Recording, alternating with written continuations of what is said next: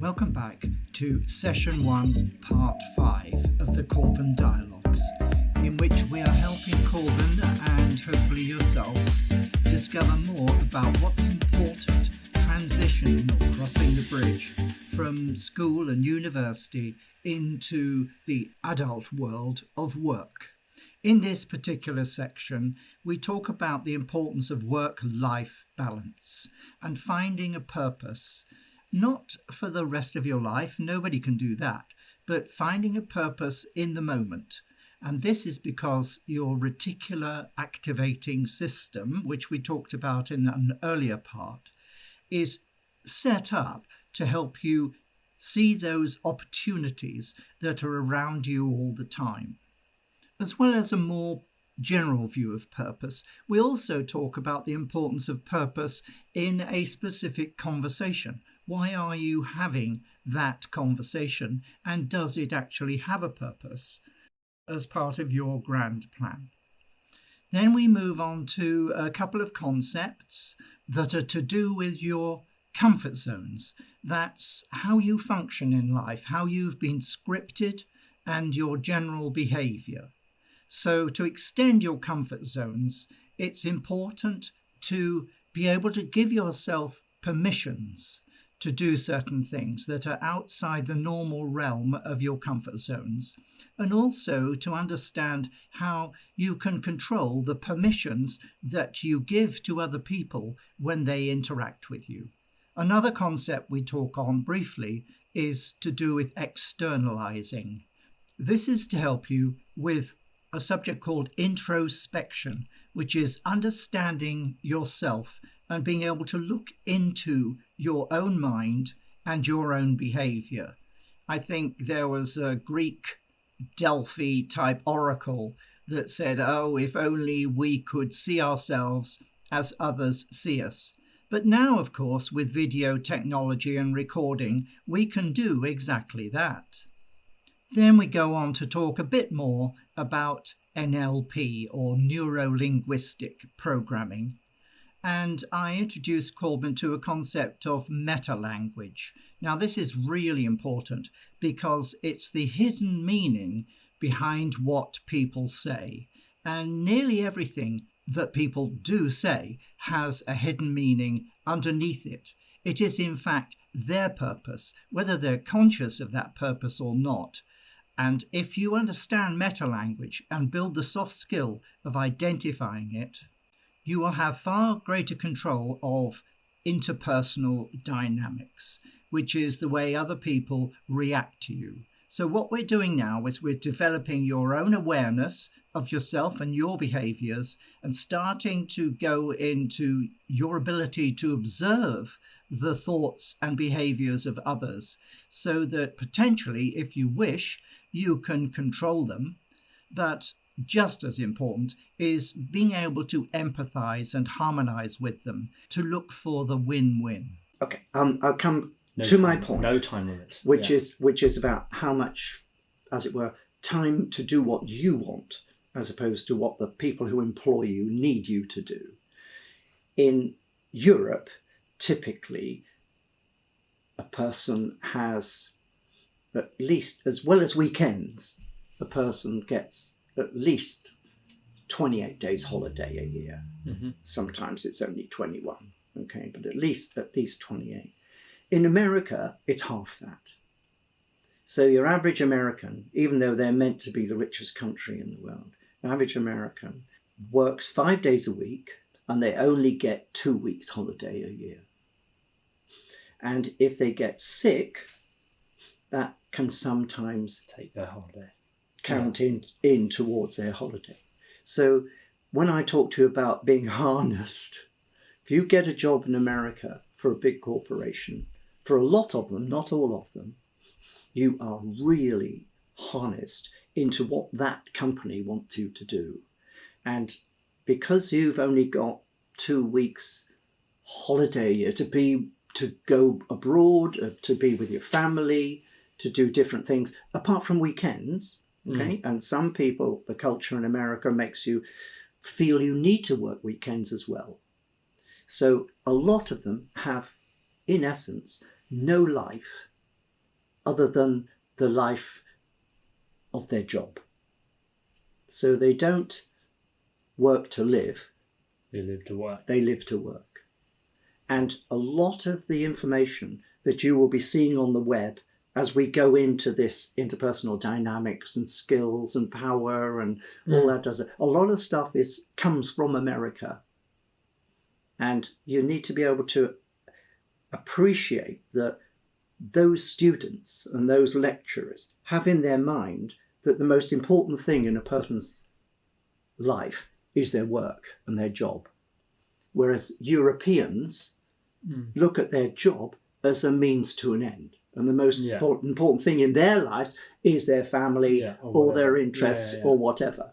You are at a time in your life where you'll be able to choose, okay, what you do with your life and how much of your life and how much of your energy and your time you're going to put into your job and how much you're going to have it as living.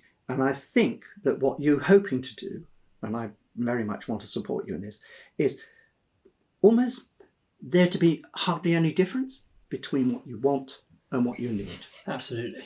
Yeah. And so you're asking me for the skills to have that, to achieve that. Yeah, exactly. And I think that's an absolutely crucial point. Is I want to do that for you as well. I don't just want to train you to do a job like be a good doctor or a nurse or whatever. I want to, when I say train you, help you. Yeah.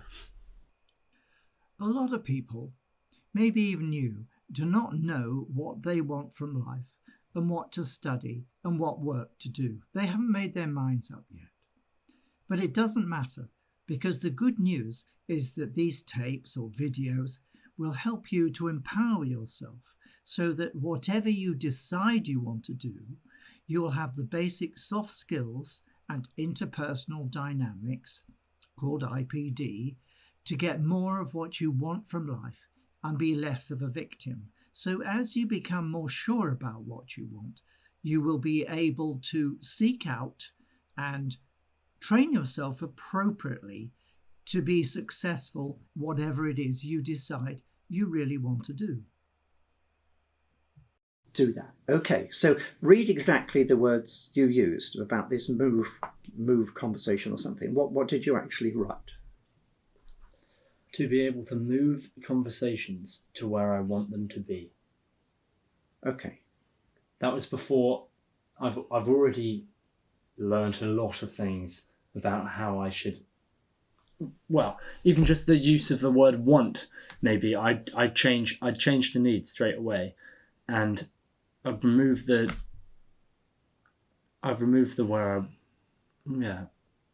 where I want them to be. Maybe I'd just say to be able to move conversations to where I need them. I've written that in a very wordy. It reads unconfident when I read it, because I've kind of camouflaged what I wanted within a whole sentence of unnecessary words. As we go through needs and wants, we could say to be able to move conversations to where I need them to be to achieve my goal at that time.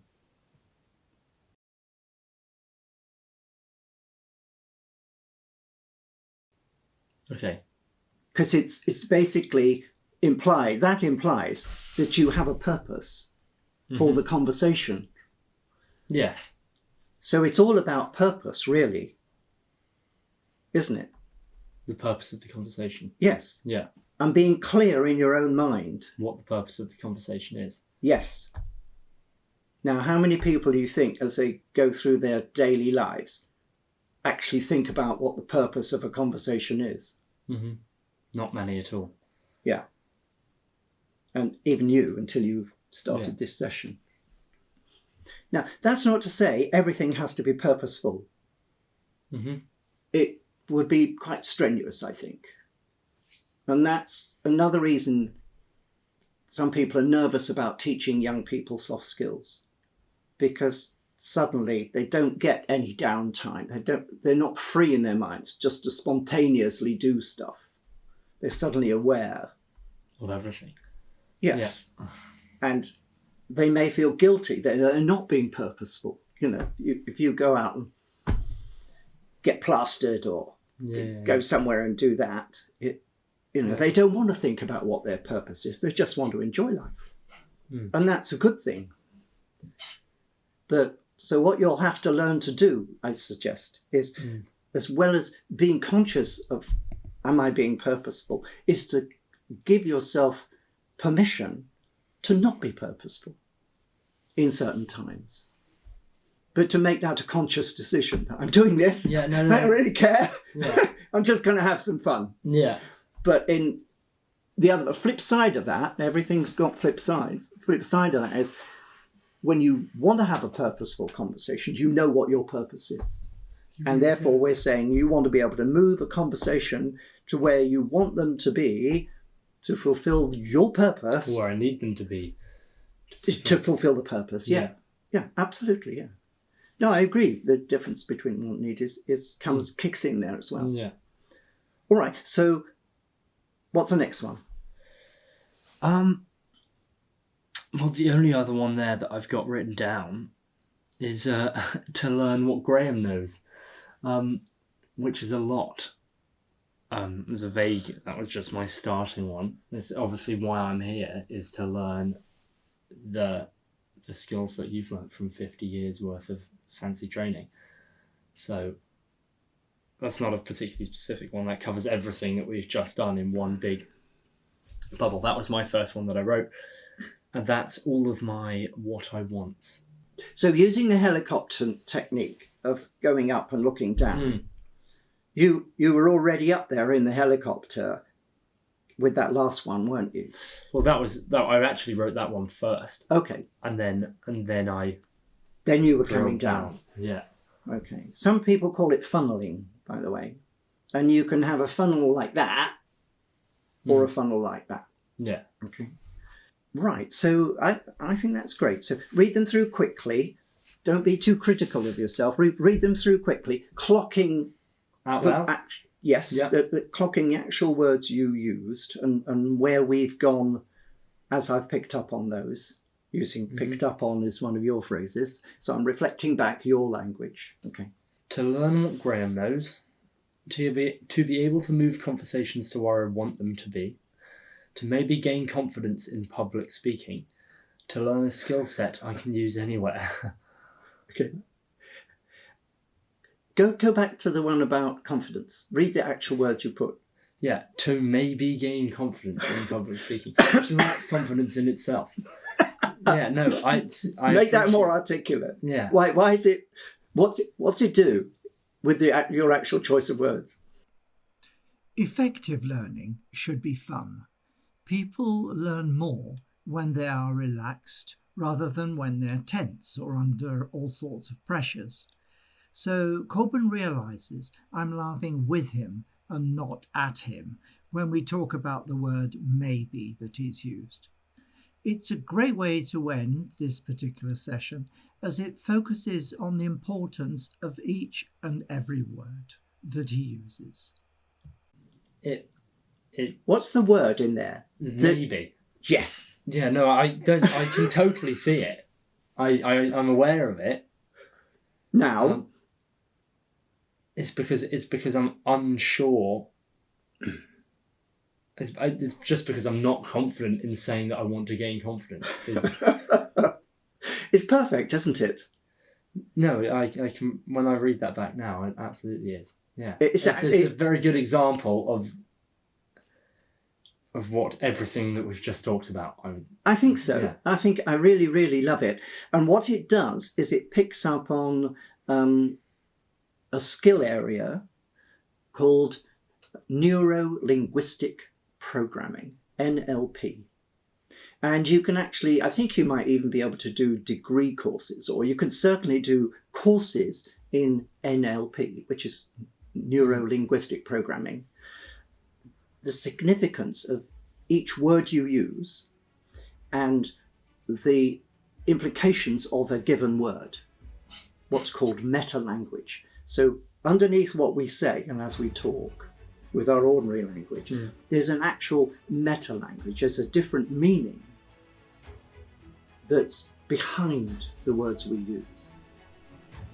In part 6, the final part of this first session, we're going to summarise some of the ground that we've covered, and we're going to set Corbin some assignments so that he can do some background reading. Remember, it's all about the actions that you take, what you read, what you watch, and what you do. So do any of that you can right now, and then move on to part 6.